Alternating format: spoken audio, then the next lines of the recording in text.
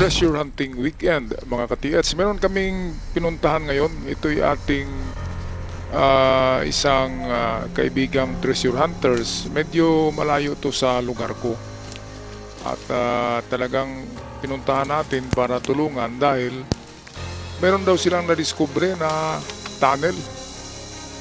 Tunnel na ito at sarado daw at nabuksan at nakita nila yung entrance.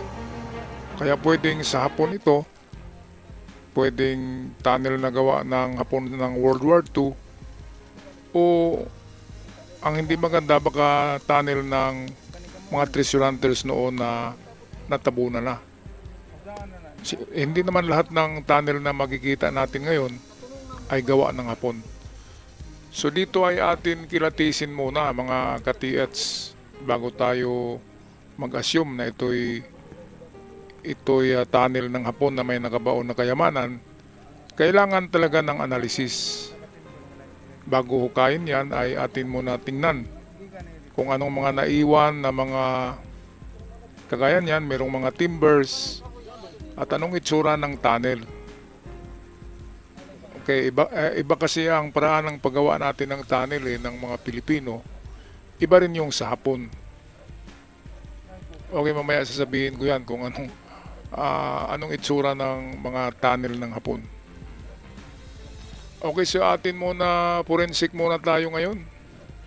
So ito daw yung timber na nahukay nila doon sa tunnel na nabuksan. So ipatatanggal natin tong pako at tingnan natin kung ito'y 90 years old na o 81 anyos na kasi nakaraan ng World War II. Kaya dapat forensic din tayo as a treasure hunters. Marunong tayo tumingin ng edad ng mga pako, ng mga kahoy na ginagamit na timber. Kagaya nito, pinakamatagal na nito ay 1 taon na ang nakalipas nito. Ayan, no? Hindi pa kinalawang. Oh. Numero 5 na pako. Ayan, at malinis pa. So, ibig sabihin, pati yung kahoy na pinakuan ay kumpleto pa, may balat pa. Ibig sabihin yan, 1 taon pa ang nakaraan nang merong naghukay dyan. At yung mga nakitang entrances na nabuksan yun dahil yun ay natabunan na rin dahil sa katagalan. So ito naman, akala nila sign ito, pero nang tingnan ko, ito ay 2 hukay na magkatabi kaya nagitsura siyang heart. Nagitsura siyang puso. Bakit ko nalaman na hukay yan? Kasi sa itaas niyan ay mayroong old tree. Mayroong old tree sa itaas kaya hinukay nila yung under at nagkaroon ng hukay nila ng hugis puso. So hindi pa rin yan sa hapon. Ito na yung sinabi nila na entrance na na-discover nila. Ayan o. So sabihin ko sa inyo mga TH, ang entrance ng tunnel ng hapon, ang itaas niyan ay naka-arko. Naka-curve yan, parang yung sa wagon, di ba? Yung wagon ng mga cowboy. Ganon yung kisame, medyo arko siya, curve. At saka medyo masikip siya, hindi ganyan ang tunnel ng hapon. Ang tunnel ng hapon ay kasyang 2 tao na magtabi. Ito hindi pwedeng magtabi ang 2 tao, sobrang liit. So ito'y gawa ng taniliro ng Pilipinas. Mga treasure hunters or mga gold hunters or nagmimina ng itong mga pre-gold or natural gold na nasa lupa. Ganito yung klase ng nila, mga paghukay. Maliit lang, tinatawag yan na ilaga. Ilaga hukay or hukay daga. Ayan si pendulum mo. kasi lang si pendulum diyan, oh. So ito, tinitingnan ko yung kanilang nakuhang mga timbers diyan ay mga kahoy lang na kinuha sa diyan sa palibot. May mga balat pa. Ibig sabihin, kahit yung mga kawayan ay matigas pa eh. ibig sabihin ay mga Pilipino treasure hunters ang nagukay nito noon at sinara nilang yung entrance kaya akala tuloy ng ating mga katiyats na ito ay tunnel ng Hapon na mayroong nakatagong kayamanan. Kaya ito ang ating bigyan ng aral ngayon mga katiyats dahil sa yung nangyari sa Panabo, di ba? Last 2 months ago, mayroong napakalaking insidente, disgrasya ng mga treasure hunters sa Panabo, Davao. Merong 5 na namatay sa ilalim ng tunnel sa loob dahil wala silang gamit na blower ng hangin at exhaust fan. Exhaust yung magpapalabas ng amoy sa loob ng tunnel. Dito medyo malalim-lalim na rin itong hukay nila kasi sinusundan nila yung lumang tunnel na medyo napuno na rin ng mga putik. So dito pa lang ay kaya nga nakita ko ang pako ay presko pa eh. Ang kahoy ay may balat pa. Marami na kasi akong napasok na ganito na gawa ng mga treasure hunters. So alam ko na yung estilo ng mga treasure hunters na katiets natin. Kung paano nila hukayin yung tunnel, paliko-liko eh. Kasi sinusundan nila yung detector, yung kanilang detector na gamit, sinusundan. Kaya sigsag yung nangyari na tunnel. Ngayon, ano bang itsura ng tunnel ng Hapon? Ang tunnel ng Hapon ay, ang entrance niya ay una, slanting, pangalawa ay pababa, and then pangatlo is horizontal, which is yun lang yung horizontal, papunta na siya sa bunker at malinis ang pagkagawa. Tamang-tama na makatayo yung sundalo na may height na 5'7". Kung 6-footer, hindi ka kasi ang 6-footer sa tunnel ng Hapon. Ang tunnel ng Hapon ay nakasukat sa 5'7" na height. So yung 5'8" pwede pa makadaan, 5'10" nakayuko na, 6-footer ay lalong nakayuko na kapag pumasok sa tunnel ng Hapon. Mabuti na lang at dumating kami dito ng pendulum dahil sa itong ating mga katiyats ay mga newbies pa kasi ito. Akala nila ay tunnel ng Hapon. Ipagpatuloy sana nilang paghukay. Wala din silang gamit na blower. Pag tingin ko, wala daw sila blower. Walang hangin sa loob na ipapasok ng blower at i-exhaust, ipalabas. Kaya kung ipagpatuloy nila ito at aabot sila sa, sabihin natin, 20 meters deep, ay wala nang hangin doon. At mahirapan na sa paghinga dahil walang blower. At kung merong natural gases, katulad ng methane gas, ay delikado na yun nga yung nakadisgrasya sa mga taga-Panabo dahil wala silang blower. At yung sa Panabo naman ay umabot na daw yun ng 50 meters deep to 60 meters deep, napakalalim na talaga. Kaya wala na talagang oxygen doon sa loob. Sumabuti na lang at dumating nga tayo at pinatigil na natin to kasi mahirap na madisgrasya sila diyan. Baka mag-bar down.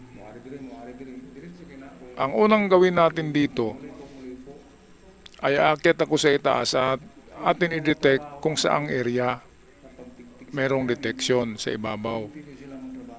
Ngayon kung ang detection ay diyan din, ibig sabihin meron ngang nakabaon diyan. So medyo masakit sa mga katiits natin diyan na pinatigil ko ang paghukay. Siyempre naman malaki ang hopes nila malaki ang kanilang paniniwala na meron talagang nakabaon diyan. Akala nila tunnel talaga ng Hapon yan, mga katiyats. Kaya kung kayo makatagpo ng mga ganitong klaseng tunnel, ay Trabaho sila sa una sa kapatid. mag-ano muna kayo, Kumado ko sila ng trabaho. mag-imbestiga, parang forensic. Tingnan nyo ang mga timber na gamit. Ang panahon ng Hapon, 81 years old ago, 81 years ago, marupok na ang mga kahoy na ginagamit nila. Pag hawakan mo, Ato hanapon ang kuan ay maano na siya, itong gamit ng lata na siya. Pag hawakan mo, nag-crack na siya. Hindi na siya yung ganyan na matibay pa. kay Ang iba ay umitim na parang uling na rin sa tagal-tagal at marupok na rin. pahuway agi man ni sa mga taniliro. At ang mga pako, Nagtanim mo nila agi na mo. ang mga pako na ginamit, tingnan nyo kung lumang pako o bago pa lang. Kung bago pa lang, tulad ng kanina, hindi yan sa Hapon. Kasi 80 anyos na ang nakaraan, ay talagang marupok na ang mga gamit. At eto, ang Hapon ay hindi naghukay ng tunnel na sigsag ang nakasigsag ang direksyon. Pwede siyang mag-vertical and then islant para sa hagdanan and then horizontal. So ganun lang yun, vertical, islanting ang hagdan at horizontal papuntang bunker. So ito, pinapili ko sila na ano bang ang gusto nyong hanapin. Kung bunker ang hinahanap nyo ay matutulad kayo sa nangyari sa taga-Panabo, nang pinaghanap ay bunker at hindi nila hinahanap yung giveaway. So sabi ko, giveaway ang hanapin natin. Kasi kung bunker ang hanapin natin, ang lalim-lalim noon, aabot sa 30 meters deep to 60 at baka matulad kayo sa nangyari sa Panabo. Anong silbi ng buhay kahit makita nyo yung gold bars doon sa 60 meters deep?